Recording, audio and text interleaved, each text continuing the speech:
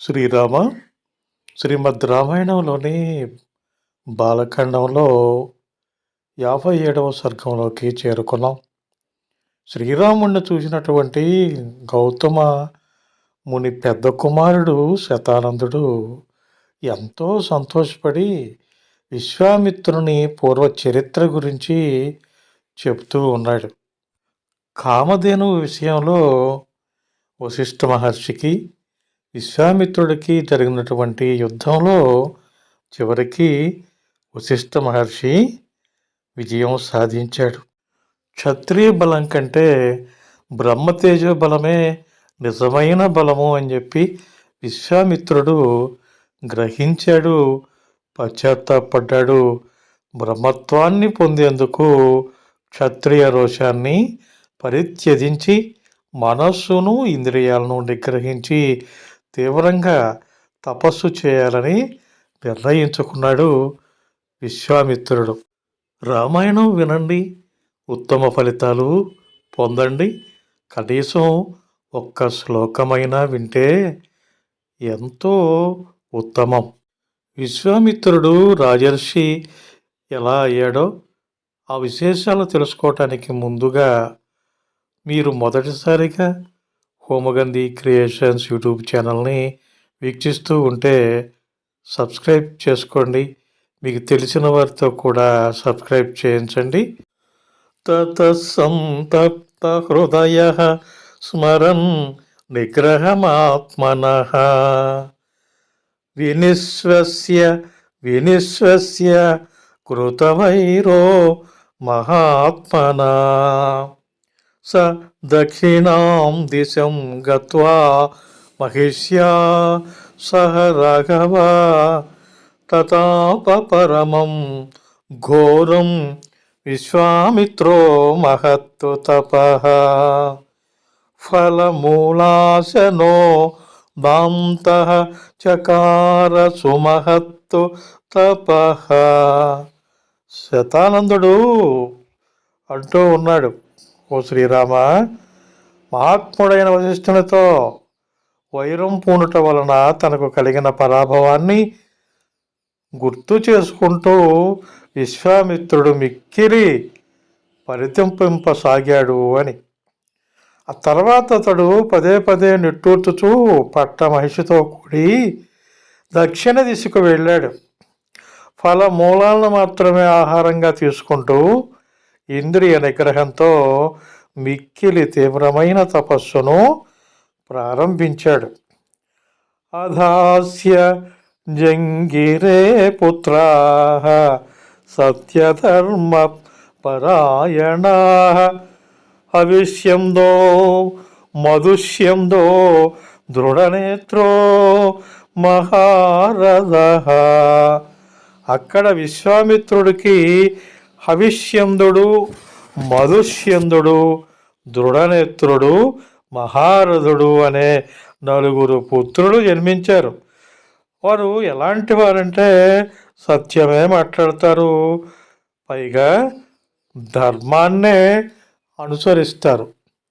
పూర్ణే వర్ష సహస్రేతు బ్రహ్మ లోకపితామహః అబ్రవీన్ మధురం వాక్యం విశ్వామిత్రం తపోధనం. విశ్వామిత్రుడు 1000 సంవత్సరాలు తీవ్రంగా తపస్సు చేశాక సృష్టికర్త అయిన బ్రహ్మ ప్రత్యక్షమయ్యాడు. మహాతపస్వి అయిన విశ్వామిత్రునితో బ్రహ్మ ఇలా అంటూ ఉన్నాడు, జితా రాజర్షిలోకాస్తే తపసా కుశికాత్మజ అనేన తపసా త్వాం తు రాజర్షిరితి విద్మహే. ఓ కౌశిక, నీవు నీ తపశ్శక్తితో రాజర్షులు పొందే లోకాలను జయించావు. నీవు ఆచరించిన ఈ తపశ్చర్యను బట్టి నిన్ను రాజర్షిగా గుర్తిస్తూ ఉన్నానని చెప్పి బ్రహ్మ అన్నాడు ఆ విశ్వామిత్రుడితో. ఏవముక్త్వా మహాతేజ జగామ సహ దైవతైః త్రివిస్తపం బ్రహ్మలోకం లోకానాం పరమేశ్వర. లోకాలను సృష్టించువాడు మహా తేజస్వి అయినటువంటి బ్రహ్మదేవుడు ఇలా అన్న తర్వాత తన సత్యలోకానికి వెళ్ళిపోయాడు. ఆయన వెంట వచ్చిన దేవతలు కూడా దివికి వెళ్ళిపోయారు. విశ్వామిత్రో అపి తచ్చుత్వా హ్రియా కించిదవాగ్ముఖః దుఃఖేన మహతావిష్టః సమన్యురిదమబ్రవీతు. విశ్వామిత్రుడు బ్రహ్మవచనాలను విని సిగ్గుతో తల వంచుకున్నాడు. అలాగే తీవ్రమైన దుఃఖానికి లోనై కోపంతో ఇలా అనుకుంటూ ఉన్నాడు. తపచ్చ సుమహత్తు తప్తం రాజర్షిరితి మాం విదుః దేవాసర్షిగణా సర్వే నాస్తి మన్యే తపఃఫలం. నేను ఇంతటి తీవ్రమైన తపస్సు చేశానే, సమస్త దేవతలు ఋషీశ్వరులు రాజర్షిగా మాత్రమే తనను గుర్తించారే, నా తపస్సునకు తగిన ఫలితం దక్కలేదే అని అనుకుంటూ ఉన్నాడు విశ్వామిత్రుడు. ఇది నిచిత్య మనసా భూయ ఏవ మహాతపాః తపశ్చకార కాకుత్స్థ పరమం పరమాత్మవాన్. ఓ రామ, మహాతపస్వి అయిన విశ్వామిత్రుడు ఇలా అనుకుంటూ మునుపటి కంటే తీవ్రంగా తపస్సు చేయటాన్ని ప్రారంభించాడు అని చెప్పి శతానందుడు చెప్తూ ఉన్నాడు. ఏతస్మిన్నేవ కాలేతు సత్యవాదీ జితేంద్రియః త్రిశంకురితి విఖ్యాత ఇక్ష్వాకుకులవర్ధనః తస్య బుద్ధిః సముత్పన్నా యజేయమితి రాఘవ గచ్ఛేయం సశరీరేణ దేవానాం పరమాం గతిం. సవశిష్టం సమాహూయ కథయామాస చింతితం అశక్యమితి చాప్యుక్తో వశిష్ఠేన మహాత్మనా. విశ్వామిత్రుడు తపస్సు చేస్తున్నటువంటి తరుణంలో ఇక్ష్వాకు వంశ ప్రముఖుడైనటువంటి త్రిశంకు మహారాజు వర్ధిల్లుతూ ఉన్నాడు. అతడు సత్యవాది, జితేంద్రియుడు అన్ని విధాలుగా ఖ్యాతికెక్కినవాడు. ఓ రఘువర, గొప్ప యజ్ఞములను నర్చి తత్ప్రభావమున దేవతలకు నివాస భూమి అయిన స్వర్గానికి సశరీరంగా వెళ్ళాలని చెప్పేసి త్రిశంకు మహారాజుకి కోరిక కలిగింది. వెంటనే వశిష్ఠ మహర్షిని ఆహ్వానించి ఆయనకు తన సంకల్పాన్ని తెలియజేశాడు త్రిశంకు మహారాజు. అంతటి మహాత్ముడైన వశిష్ఠుడు అన్నాడు, అది అసాధ్యము అని చెప్పి. అది అసాధ్యం అంటే శరీరంతో స్వర్గానికి పంపటానికి వశిష్ఠ మహర్షికి సామర్థ్యం లేదని కాదు, ఆ విధంగా స్వర్గానికి వెళ్ళిన వారు లేరని కాదు, త్రిశంకువునకు అట్టి అర్హత లేదనియే దాని పరమార్థం. సశరీర ఏవ స్వర్గం లోకమేతి అని శృతి ప్రమాణం.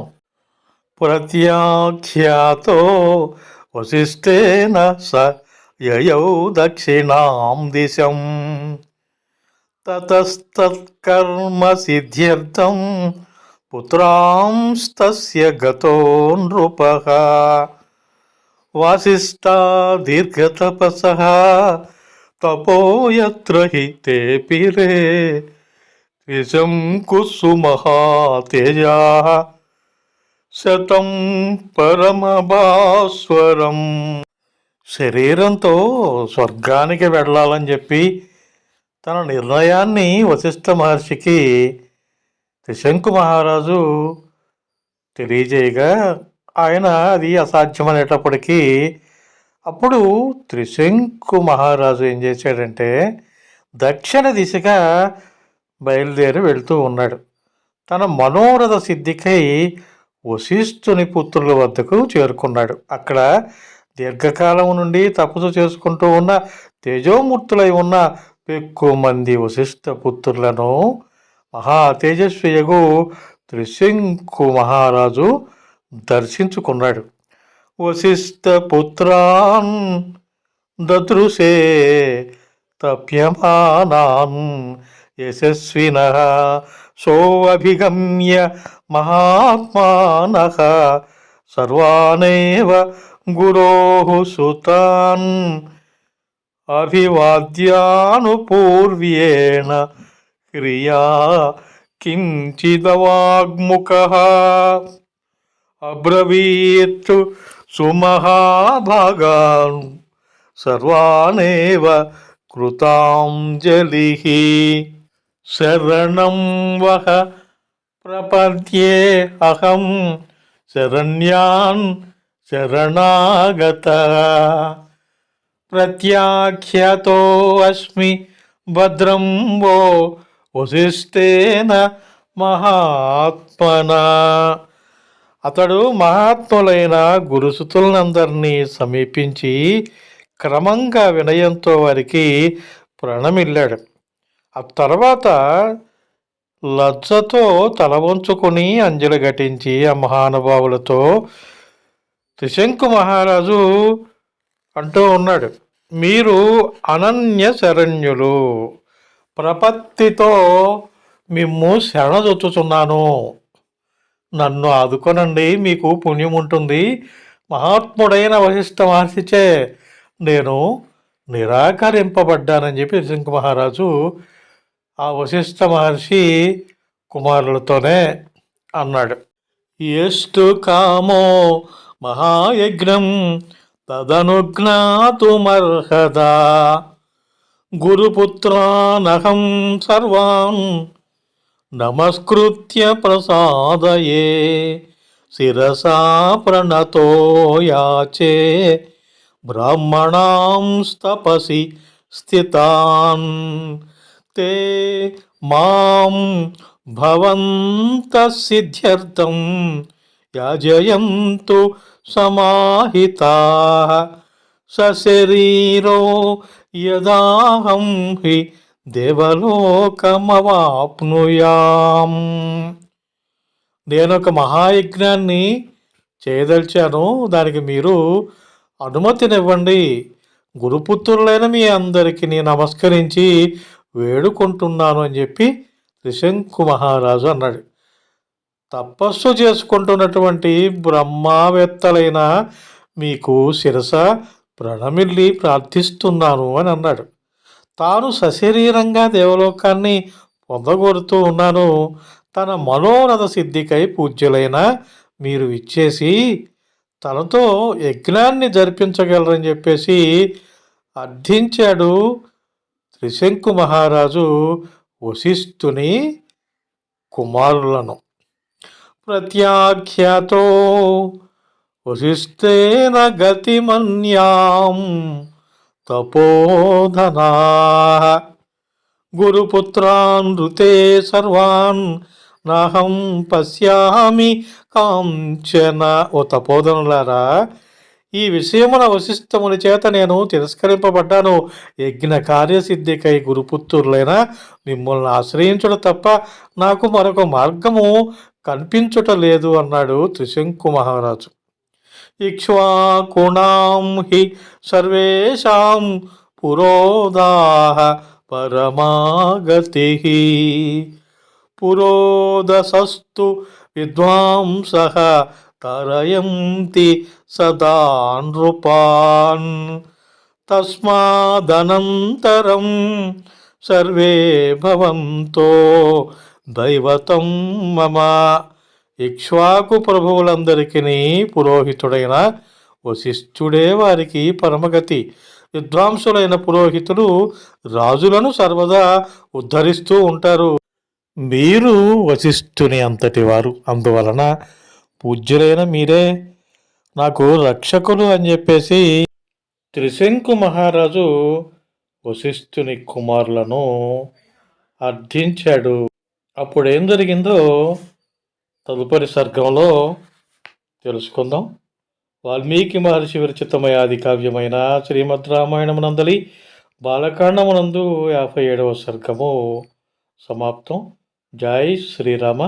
మీకు ఈ వీడియో నచ్చితే లైక్ చేయండి, షేర్ చేయండి, కామెంట్ చేయండి. హోమగంధి క్రియేషన్స్ యూట్యూబ్ ఛానల్ని సబ్స్క్రైబ్ చేసుకోండి. మీకు తెలిసిన వారితో కూడా సబ్స్క్రైబ్ చేయించండి.